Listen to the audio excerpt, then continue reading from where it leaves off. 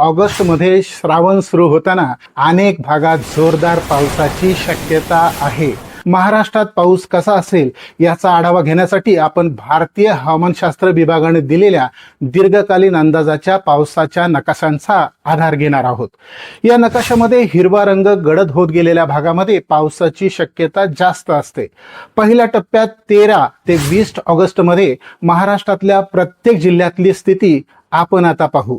कोकण विभागामध्ये या टप्प्यात सर्वत्र पाऊस असेल, पण दक्षिण कोकणात रत्नागिरी, सिंधुदुर्ग आणि रायगड जिल्ह्यात पावसाचं प्रमाण सरासरीपेक्षा जास्त असेल.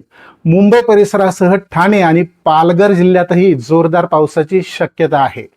पश्चिम महाराष्ट्राचं चित्र पाहिलं तर घाट विभागात या टप्प्यातही धुवाधार पावसाची शक्यता आहे.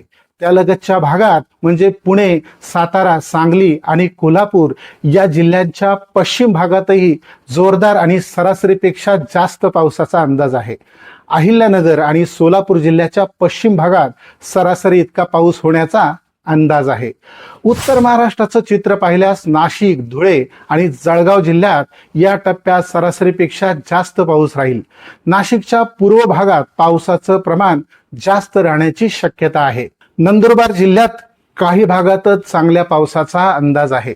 मराठवाड्याचं चित्र पाहिल्यास या टप्प्यात छत्रपती संभाजीनगर, जालना, परभणी, हिंगोली आणि नांदेड जिल्ह्यात काही भागात जोरदार आणि सरासरी इतक्या पावसाची शक्यता आहे. धाराशिव आणि लातूर जिल्ह्याच्या दक्षिण भागातही पावसाचा अंदाज आहे. विदर्भामध्ये 13 ते 20 ऑगस्टच्या टप्प्यात नागपूर, गोंदिया, गडचिरोली, भंडारा, चंद्रपूर, वर्धा, अमरावती आणि अकोला या जिल्ह्यात अनेक ठिकाणी जोरदार आणि सरासरीपेक्षा जास्त पावसाची शक्यता आहे. बुलढाणा, वाशिम आणि यवतमाळ जिल्ह्यात अनेक भागात सरासरी इतका पाऊस राहील.